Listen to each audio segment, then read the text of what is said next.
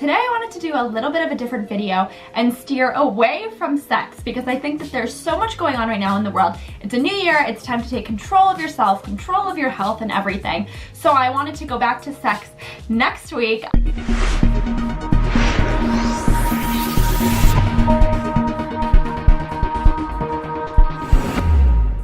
Put it on hold a bit because I am talking a lot about sex, and as great as that is, figured I'd throw a few other things in here. Sorry about the brightness. There is a lot of sunshine outside after this terrible blizzard yesterday. My entire basement got flooded because somebody who lives next door to me didn't leave the heat on, left for 3 days, and their whole house collapsed. So there's a little bit of stuff and some guys downstairs working on a bunch of stuff. So if you hear anything, that's what it's from. And before I go into that, make sure to subscribe, like this video, and give it a thumbs up. Also leave comments below if you have anything else that you think you want me to talk about, or when it comes to anxiety and depression, how it makes you feel and how you handle it. So over the last week, there's been a lot of controversy surrounding Logan Paul because he went into a forest, and I think Japan, that was a suicide forest, and took a really slightly screwed up, very highly screwed up video of somebody who had committed suicide. So that video went viral for a very bad reason, which is that was a suicide forest. So people go and hang themselves and try and kill themselves in that forest. So to make any joke about that was completely unacceptable, disgusting, but it's also going to teach you guys that this is not a joke. Suicide depression is glamorized in the media. Like shows like 13 Reasons Why make suicide like a cool thing to do.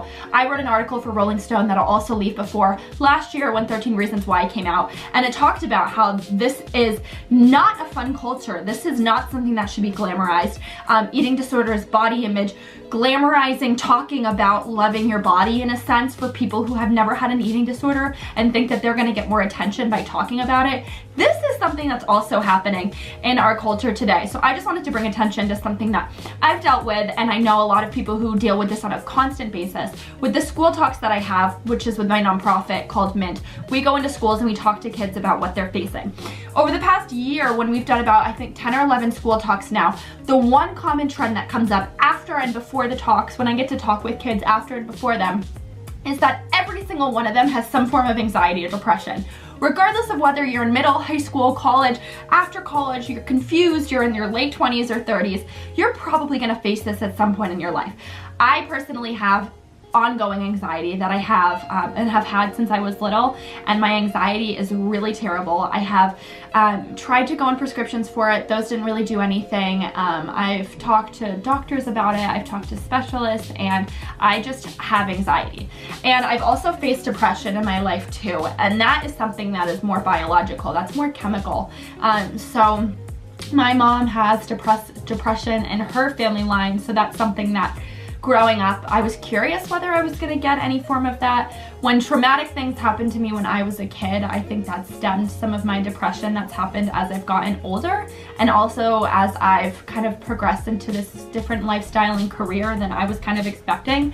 There was times where I just felt so alone, and I never knew what depression was until I think I was 18 when I first started dealing with depression, and I have found tactics that help me deal with it and help me deal with my anxiety, but it's something that I deal with on a daily basis. It's something that I deal with whether I'm on TV, whether I'm sitting in my house, whether I'm alone, whether I'm with a bunch of people. It's an ongoing thing. I got a DM a few weeks ago from a girl who had told me that she used to, I guess, look up to me in high school because she thought that I always wore these cool clothes, and she saw me at a football game. And for those of you who don't know, I transferred to online high school my junior year of high school. I was going to public high school. And one of the main reasons I actually transferred was because I had so much anxiety about going to school. I was so intimidated by everybody. And on that particular day with that game that she saw me at, I was nervous out of my mind, so fucking scared. I was scared of being judged. I was scared of everything. I was scared of what guys were gonna think of me and what girls were gonna think of me. So it's really funny that you don't always know what's going on behind the scenes. And if I was to go back now, I would say to myself, why did I spend so much time thinking about what these these people thought about me when I should have just paid more attention to myself. But as you're getting older and you're becoming more comfortable with yourself, these are just common things that are coming up. And even if you're one of the nerds, even if you're a popular kid, like whatever you are, I hate even using those terms, but even if you're in the middle of between any of those terrible stereotypes, you are okay if you're dealing with this kind of stuff. This is all normal. So I don't want you to feel like this is something that famous and successful and rich people don't deal with, because everybody in this world, all of us are dealing with it. My particular experience with depression was actually really quite of a huge milestone for me. It was something that really made me take my mental health into consideration. It was something had happened before a TV segment that I had when I was younger, and basically I learned that the difference between depression and anxiety is when you're anxious, you might have anxiety in small amounts, you might have it relating to somebody or something specific that happened to you. I have a lot of anxiety when it comes to working, not knowing what the next step is for me. That always gives me a lot of anxiety, and through reaching out and getting a therapist that I've now had for like over 2 years, talking to her every week about the same ongoing problem has made me realize how important it is to just live in the moment, to not stress out so much, to just know myself and know things that are going to stem it. I also have a lot of anxiety when it comes to being around any certain situation that reminds me of my dad being in prison. So, you know, sometimes if I'm in a certain Whole Foods, and I used to go to Whole Foods a lot, like when I would visit him when I was younger, like if I'm in a certain Whole Foods or if I'm in a grocery store or a hotel or something, there's like certain things that remind me of that. And everybody in my life knows what happened to my dad, knows these certain triggers for me. So a lot of times, like I kind of avoid doing certain things. And if I have an episode or something really that really stresses me out or gives me anxiety, I'll make sure to talk about that the next week with my therapist. So that's something that I've had to take the first step. When I was growing up, nobody advised me on anything, and that's why I wanted to be the person for you guys who can advise you on these things, because I have dealt with a lot of this stuff and I've dealt with really traumatic stuff happening. So I just want you to know, because I wish somebody had told me that it's okay, whatever you're dealing with, that you're gonna get through it. But on the topic of anxiety and depression, there's a huge difference, and sometimes you don't always get over it. You just have to learn to live with it. But you have to take your mental health into control. So for me, it took me until I was 18 to really accept and understand what happened to my dad. And it's okay that every time I talk about it, I just cry and cry and cry. And it's like, that's something that I know and that I've accepted, but that's how you work through things. But when I realized the difference between anxiety and depression, I basically knew that the thing about depression is you can't get out of bed. So like when I was really depressed for a period of time, you have no interest, and it's something that just comes on. It's like, you know, one moment you might be a little bit stressed about something, and then you wake up the next day and you want to go back to bed. Like, you can sleep for hours at a time. You have no appetite. You have no interest in connecting and talking and being, you know, normal and social. You just feel so isolated. And as somebody who's dealt with this, but also has had friends who've dealt with depression, both sides are really scary and sad. It's really sad to see somebody who you know and love dealing with depression because you can't help them. And it's also really sad as being somebody who's had this done because you just want somebody to be able to tell you what to do. I remember when I was really depressed, I remember just telling like my mom, she was like kind of freaking out. She didn't know what to do. And I just remember crying and being like, I can't get out of bed, but like, just tell me what to do. And it took a period of about 3 to 4 days, I think, and like a few of my friends had come over and I didn't want to see anybody. I just wanted to sleep. And after that period of time, like I looked on my cell phone and had tons of texts, and somebody had texted me and be like, why aren't you answering me? Like, what's wrong with you?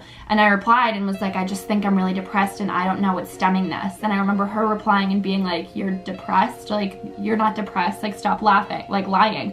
And I was like, I'm depressed and like I'm okay, and it's okay for me to be this way. It's not healthy and I need to get help. But like, just because you think that you see great pictures of me and I'm all great on the internet doesn't mean that I don't have a life that's off of the internet. And that's what you have to realize, is that so much of what you see on the internet is not what's actually happening. So when, you know, your favorite social media stars and influencers, they take time off or they go offline, there's so much that they might be facing, and because of the internet and because of how superficial it is, you have no clue. So the difference between depression and anxiety is basically depression is a feeling where you can't control this emptiness, this sadness, this period of time where you don't have any interest in socializing, communicating, getting up. And what to do if you or your friend is depressed is definitely you need to reach out for help. I will put a link below for a page of resources I put for in every state. I have 3 free and paid for resources that are hotlines, suicide hotlines, tons of different stuff that you can call. So if you have a friend who's dealing with depression, who maybe doesn't have anybody else besides you, or even somebody that you know that you don't even know really well, but you know that they need help, there are a lot of options for help, whether it's medication, whether it's speech therapy, whether it's like art therapy. There's so many ways, and you or your friend can get through this. So you just need to ask for help. And if you're the person who's dealing with depression, pretty much the same thing. If you have a long period of time where you just feel like you can't get out of bed, force your mind to just write the text messages that text somebody that just says, I need help, like I need to see a doctor, and have whoever that person is just come over, and you're gonna have to do it, and it's gonna take a lot, but you need to get help. And there are ways that you can get free therapy. There are ways that you can get therapy on your cell phone, that you can do it via Skype. And it's a long process, and it's taken me a really long time to figure out triggers and to figure out things that give me a lot of anxiety. So anxiety is different because it's something that is like you kind of deal with on a daily basis. So I would say I have so much anxiety surrounding a lot of work stuff. For me, growing up and running this kind of company that I run has been managing, being 17, 18, 19, moving out, doing this on my own, paying for everything, having no help, feeling so isolated and scared and alone so much of the time. And if you're an entrepreneur, you know that it's like, even when you have so many great friends and loving family and whatever, there's times where you just are like, none of these people understand me. And it's like, you kind of wake up days feeling like and it makes you kind of question who you are. So that's something that I've dealt with on a daily basis, even as something as simple as like going back to LA next week, knowing that, I don't know what's gonna come in the next 6 months. I don't know what's gonna come in the next year. Like, am I gonna fail? Am I gonna succeed? Is this gonna go right? Is this gonna go wrong? Is my house gonna blow up? Like, I have no clue. And one thing that my therapist has taught me when these like bouts of anxiety has like come on is just to basically really do deep breathing. So that means like breathe in for 6 seconds, breathe out for 6 seconds, breathe in for 6 seconds more, and just let it go. That's something that I try and do before all of my TV segments, and just realize that like there is a world outside of the entertainment world. There's worlds and people outside of my world that I live in, people that I don't know, and everybody's dealing with something different, and everybody deserves to have attention to whatever they're dealing with, whether or not you think it's really small or whether or not you think it's really big. And something else she's told me too is to really just force my mind to live in the moment. So like when those thoughts come on, when I'm feeling a certain kind of way, when I just want to be alone, I just have to think this period of time is right now. So anything tomorrow, yesterday, 6 weeks ago, as much as it may give you anxiety, it's in the past. And unless you're dying and something really terrible is happening, what you're feeling right now is not going to be for forever. So that's something that I really try and keep in mind whenever I'm feeling anxious about something. Is just like, this is right now and this is life. And do you want to spend most of your life being anxious and depressed when you can take your mental health into your control, when you can just reach out for help, ask somebody, and not feel ashamed about it? So that's what I have to say on anxiety and depression. This is a time now when I'm really hoping more people can talk about mental health and not be ashamed about it. And eating disorders, it's all the same thing. All of these types of mental issues and anxieties you can get through, but we need more resources. We need more places that can put this together. So definitely check out the link below that I put with all of these resources that you can check out and call about yourself, friends, or family for anything. And also, if you're interested in having my nonprofit Media Impact Navigation for Teens come and speak at your school, please send us an email. It's team@medianav.org. I'll put that below as well. And that's basically a 1-hour discussion where we talk to teens about mental health, social media, body image, eating disorders, and the whole entire internet culture.